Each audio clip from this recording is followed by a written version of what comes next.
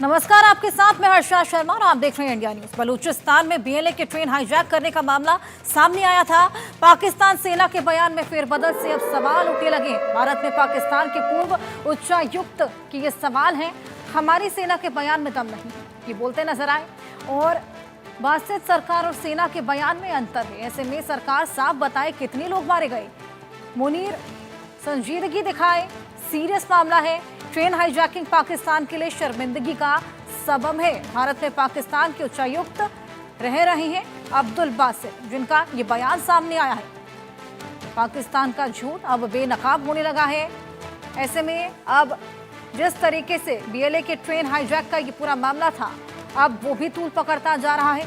पाक सेना के बयान में फेरबदल से अब सवाल उठने लगे हैं। जिस तरीके से आए दिन बयान बदलते चले जा रहे हैं, ऐसे में पाक सेना लगातार सवालों के घेरे में है। आखिर कितना झूठ बोलने वाले हैं शहबाज, ये बेहद बड़ा सवाल यहाँ खड़ा हो रहा है। पहला झूठ जो कि उन्होंने बोला वो ये कि सिर्फ 4 पाकिस्तानी सैनिक मारे गए थे। 4 पाकिस्तानी सैनिक जो कि मारे गए। सच्चाई क्या थी ये भी आपको बता दें, 214 सैनिक मारे गए। और ये देखिए दूसरा झूठ, 440 यात्री बचाए गए। सच्चाई कि बीएलए ने कहा है कि कुछ और संख्या है। तीसरा झूठ, 33 बलूच लड़ाके यहाँ मारे गए हैं। चौथा झूठ, हाईजैकिंग की घटना का बड़ा असर नहीं हुआ। ये तमाम झूठ यहाँ पर शहबाज सरकार बोलती हुई नजर आ रही है। 5वां झूठ, हाईजैकर्स को तुरंत मार गिराया गया। सच्चाई की घटना के 24 घंटे बाद पाक सेना मौके पर पहुंची थी। 24 घंटे का समय हो चला, जिसके बाद पाक सेना वहां पर पहुंची। 7वां झूठ, बलूचिस्तान में आतंकवादी घटना ये देखने को मिली। सच्चाई क्या थी? सच्चाई बिल्कुल इतर थी। बलूचों का स्वतंत्रता ये संग्राम था। ट्रेन हाईजैक में हमने देखा किस तरीके से बलूच विद्रोह सिर्फ चंद आतंकियों तक यहाँ पर पहुंच पाई है। ये तमाम दावे यहाँ पर किए गए हैं। ऐसे में ये तमाम झूठ यहाँ पर बोले गए और दावों में अब फेरबदल भी देखने को मिल रहा है। एक दिन कुछ और दावा किया जाता है, दूसरे दिन कुछ और दावा किया जाता है। ऐसे में अब इन दावों पर सवाल खड़े होने लगे हैं। ट्रेन हाईजैकिंग में जिस तरीके से विदेशी साजिश की भी बात सामने आई थी, लेकिन अब दावा कुछ और ही कह रहा है, सच्चाई कुछ और ही कह रही है। आखिर पाक सेना ये तमाम झूठ क्यों बोल रही है? क्यों यहाँ पर शहबाज सरकार लगातार ये झूठ बोलती हुई नजर आ रही है? 214 जवान मारे गए, लेकिन आंकड़ों को भी यहां पर छिपाया जा रहा है। हमारे साथ जुड़ गए हैं लेफ्टिनेंट कर्नल जे सोडी जी और हुसैन जावेद हमारे साथ जुड़ गए हैं, पाकिस्तानी पत्रकार हैं। सबसे पहले मैं आपके पास ही आऊंगी जावेद, जिस तरीके से आए दिन यहाँ पर बयानों में फेरबदल हम देख रहे हैं, ऐसे में किन दावों पर हम भरोसा करें और ये फेरबदल क्यों देखने को मिल रहा है? जी अच्छा, सबसे पहले आपका शुक्रिया कि आपने इनवाइट किया। देखिए, मैंने आपकी सारी रिपोर्ट सुनी है और जो भी आपका इंट्रो में है उसमें वही बताऊंगा कि मैं तो उन्हीं स्टैट्स के साथ जाऊंगा जो हमारी तरफ से हुकूमत ने और आर्मी ने पेश किए थे जाफर एक्सप्रेस का जब हुआ इंसिडेंट। उसके बाद आपने उसके मुकाबले में बीएलए के जो स्टैट्स हैं वो आपने यहाँ पे शेयर किए हैं कि मतलब 214 जो है वो हमारे सिपाही हैं, उनकी जान इसमें गई है। शहरियों की स्टैट मुझे अभी याद नहीं है, लेकिन बात ये कि ये बीएलए के स्टैट का वजूद कोई नहीं है। मतलब मैं वही कहूंगा कि बीएलए कौन है? क्या ये हुकूमत है?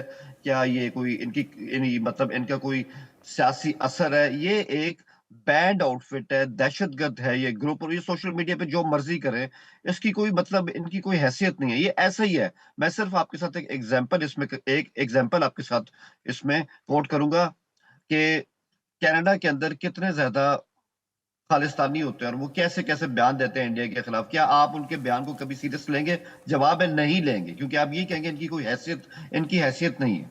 इसी तरह हम भी यही कहते हैं कि इनकी कोई हैसियत नहीं है। फिगर्स वही हैं जो इससे पहले आ चुके हैं कि तकरीबन 21 लोग जो हैं वो बाहर हुए थे। 33 के करीब जो आतंकवादी थे जो जिन्होंने अटैक किया था, उन सबको मार दिया गया। और आपको ये भी बता दूं, ये जो पूरी साइट है जो बीएलए, एक दिन पहले उनका क्लेम था, अभी भी ये ट्रैक हमारे कब्जे में है। यहाँ पे जितने भी हाइट्स है हमारे कब्जे में। तो साहब, कल हमारे मीडिया के लिए वो सारी हाइट्स, वो पूरी साइट जो है वो खोल दी गई है और वहां पे सबकी एक्सेस हो गई है। चप्पे चप्पे पे इनका कोई वहां पे वजूद ही नहीं है। तो ये मैं आपके सामने चीजें जो है वो यहाँ पर क्लियर कर दूं। और बाकी आपने इसमें हाफिज सईद की मतलब इसमें की बात, आई थिंक शायद आपने की है, उससे पहले आपकी न्यूज चल रही थी। ये सही है कि उनके ऊपर अटैक हुआ, लेकिन वो उसमें बच गए। उनका जो साथी था उसके बारे में सुनने में आ रहा है कि वो हलाक हो गया। और आखिरी बात ये है कि मैं अभी एक और चीज आपके सामने कंफर्म कह नहीं सकता, लेकिन इम्कानात है, बीएलए के जो लीडर हैं बशीर जेब, उनके बारे में सुनने में आ रहा है कि उनको मार दिया गया, वो मौत के घाट उतारे जा चुके हैं। लेकिन ये जो न्यूज है ये अभी कंफर्म होनी। बिल्कुल हुसैन, ये बेहद बड़ी न्यूज़ आपने हमें दी है। हालांकि जब तक इसकी पुष्टि नहीं हो जाती तब तक इसे ब्रेक नहीं किया जा सकता। कर्नल जे सोडी जी भी हमारे साथ मौजूद हैं।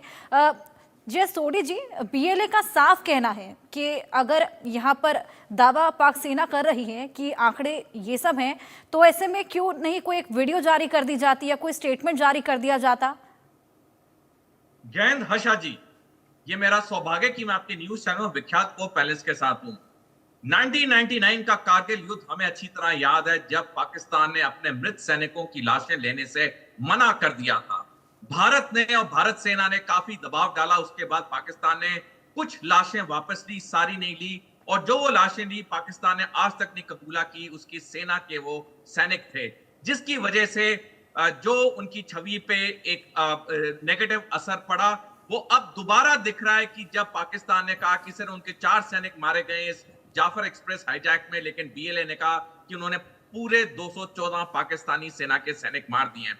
अगर पाकिस्तान सेना के बयान में कुछ सच है, तो मैं आपके चैनल के माध्यम से हर्षा जी उनसे 2 सवाल पूछना चाहूंगा। पहला, अगर वाकई में पाकिस्तानी सेना सही कह रही है, तो अब तक ऐसा वीडियो क्यों नहीं जारी हुआ जो कि टनल नंबर 8 से ट्रेनों को जाते हुए दिखाता है और यह दर्शाता है कि सब कुछ ठीक है?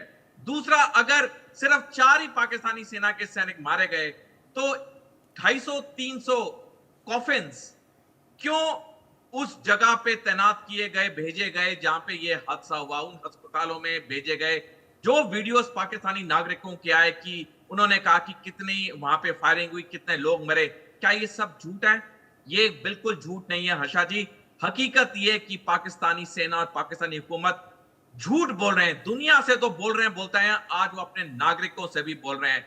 जो कारगिल युद्ध में हुआ कि उनके मृत सैनिकों को उन्होंने वापस नहीं लिया, लाशें उन्होंने रिकॉग्नाइज नहीं किया, उन मृत सैनिकों के खानदानों को आज तक वो फैसिलिटीज या कंपेंसेशन नहीं मिली जो कि पाकिस्तानी रूल्स के मुताबिक मृत सैनिक को मिलनी चाहिए ऑपरेशन में। यही चीज अब इन 214 सैनिक के साथ होगी जब इनको ऑफिशियली डेड नहीं डिक्लेयर किया जाएगा, इनकी फैमिलीज को कंपेंसेशन नहीं मिलेगा।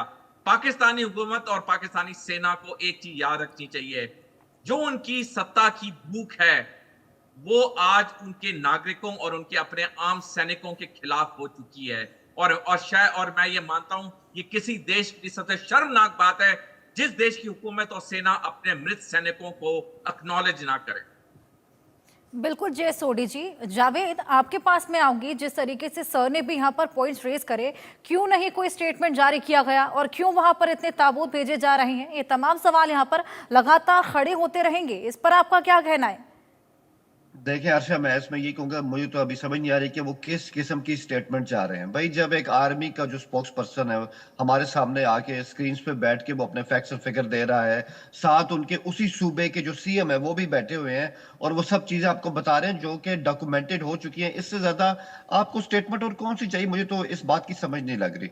दूसरी बात है, मुझे नहीं समझ आती कि अब सोडी साहब हैं, ठीक है, इनका फौज के अंदर एक्सपीरियंस है बिल्कुल, और हम हर फौजी की कदर करते हैं, उसमें कोई शक नहीं।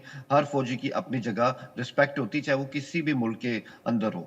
लेकिन मैं बताऊं, ये जो है ना, इस तरह की बातों पे यकीन करना, एक कॉफिन स्टोरी है, 207 कॉफिन जा चुके हैं, कौन से कॉफिन गए हैं, ये सब एआई का कमाल है, ये सब फेक न्यूज है। कोई कॉफिन नहीं गए हैं। मतलब मुझे इस बात की बिल्कुल समझ नहीं आई, जब तक कोई चीजें क्लियर ही नहीं थी ग्राउंड पे। जब ऑपरेशन चल रहा था तो कई लोगों को पहले से पता चल गया कि ये भी हो गया, ये भी हो गया, हालांकि उनकी कोई एक्सेस नहीं थी ग्राउंड सिचुएशन के अंदर से। तो ये कॉफिन स्टोरी और ये सब कुछ, ये सिर्फ मैं यही कहूंगा स्पाइसी किस्म की न्यूज है। इससे ज्यादा इसको अहमियत देने की हम तो जरूरत नहीं समझते। और एक और बात ये कि मैं आपको ये बताऊं कि बहुत ही मैं रिस्पॉन्सिबिलिटी के साथ कहूंगा कि अब रूल्स ऑफ द गेम जो है ना वो चेंज भी हो रहे हैं। और मैं ये भी आपके साथ एक नई बात शेयर कर रहा हूं, क्योंकि हमने जो हमारे आईएसपीआर के डीजी हैं, वाज़ेह तौर पर उन्होंने कहा था कि अब rules of the game change हो गए हैं, क्योंकि ये इस हमले के ताने बाने ना अफगानिस्तान से मिले और अफगानिस्तान के अंदर अब ठीक ठाक मसला खड़ा हो गया है। एक जानिब उनका काबुल का ग्रुप है जिसको हकानी कर रहे हैं लीड, एक तरफ है कंधार का ग्रुप जिसको मुल्ला अखवंद कर रहे हैं। मुल्ला अखवंद की साइड पे ईरान भी है, बीएलए भी है, टीटीपी भी है और कहीं ना कहीं उनको इंडिया की हिमायत भी हासिल है। जबकि जो हकानी ग्रुप है इनके साथ अमेरिका, इनके साथ हम खड़े हैं।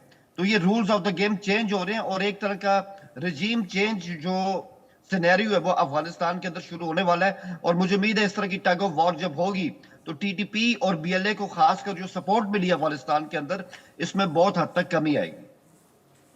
बिल्कुल हुसैन, लेकिन आप ये चीज भी तो देखिए, जिस तरीके से दावा यहाँ पर केवल 4 सैनिकों के मरने का किया जा रहा है और असल में मरे 214 हैं। ऐसे में अगर मामले को भुजाया भी जा रहा होता तो इतना आंकड़े में डिफरेंस तो नहीं होता ना।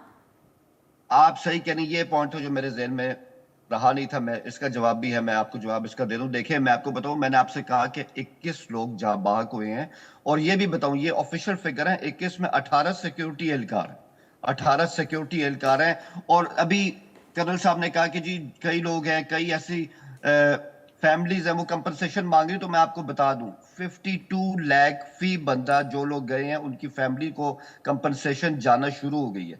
तो ये सब चीजें रिकॉर्ड पर है, अगर उनको एक दफा पढ़ लिया जाए, देख लिया जाए, कार्रवाई सारी की सारी बिल्कुल मुकम्मल है। मैं यही कहूंगा आजकल के दौर में, आजकल का जो दौर है ना, इसमें फर्क करना बड़ा मुश्किल हो गया है कि आपने फेक न्यूज के अंदर से असल खबर तक पहुंचना कैसे। बिल्कुल। जे सोडी जी, आप कितना इत्तेफाक रख पा रहे हैं जावेद की बात से? हर्षा जी देखिए, जावेद जी तो बोलेंगे क्योंकि वो पाकिस्तानी, अपनी सेना, अपनी हुकूमत के लिए तो बोलेंगे, तो उसमें तो वो जो अपने नजरिए से कह रहे हैं वो तो बिल्कुल एंटाइटल कहने के लिए। लेकिन जो मैंने पहले तथ्य कहे, मैं आपको एक प्रैक्टिकल एक्सपीरियंस से बता रहा हूं क्योंकि मैंने सेना में 25 साल की नौकरी की है। अगर ऐसी चीजें होती तो असल में जो एविडेंस था वो अलग होता। ये जो टनल नंबर 8 में ये ट्रेन को हाईजैक किया गया, पाकिस्तानी सेना ने 24 घंटे से कम में कह दे कि उन्हें सफलता मिल गई। जबकि मैं सैनिक एक्सपीरियंस से आपको पता चाहूंगा हर्षा जी, ये इतना कॉम्प्लेक्स और कॉम्प्लिकेटेड ऑपरेशन होता है टनल के अंदर ट्रेन को हाईजैक से छुड़वाना, कम से कम उसमें 3-4 दिन लगने थे। तो पाकिस्तानी सेना का पहला दावा 24 घंटे के अंदर ही उन्हें सफलता मिल गई, ये झूठ है, ये बेबुनियाद है। दूसरा, तो जावेद साहब ने कहा कि ये जो कॉफिन्स पूरी एआई की जनरेशन है। देखिए हम सब पढ़े लिखे हैं, आप, मैं, जावेद जी, सारे हम पढ़े लिखे हैं। हम सारे एआई जनरेटेड इमेजेस को आराम से पहचान सकते हैं। अभी भी अगर इंसान थोड़ी गौर से देखे, कोई भी वीडियो, कोई भी व्हाट्सएप पोस्ट एआई जनरेटेड और एक्चुअल में फर्क 2 सेकंड के अंदर पता चल जाता है। जब ये वीडियोस जारी हुई ट्विटर पे, इंस्टाग्राम पे, और पाकिस्तानियों ने की, जो पाकिस्तान में है, उनके ट्विटर हैंडल पे लिखा है कि वो क्वेटा में है, वो ग्वादर में है, वो पेशावर में, वहां से वो इन्होंने ये वीडियो जारी की। वो वीडियोस बिल्कुल साफ ओरिजिनल हैं, वो एआई जनरेटेड नहीं है। तीसरी चीज, अगर पाकिस्तानी हुकूमत और सेना का दावा बिल्कुल सही होता कि इन्होंने ऑपरेशन सफल कर दिया और ये सब उन्होंने ठीक कर दिया, अब तक वीडियो क्यों नहीं जारी हुआ कि टनल नंबर 8 से ट्रेन थोड़े समय में निकल रही है, वहां सब कुछ ठीक है। हर्षा जी, पाकिस्तान सेना को असल में जो एक बहुत बड़ी हार मिली है बलूच के इस एक्शन से, वो इस सदमे से उभर नहीं पा रहे हैं। अब उन्होंने अपने देश के सामने, दुनिया के सामने उन्होंने एक फेस सेवर रखना है कि नहीं, ये ऑपरेशन का सफल था।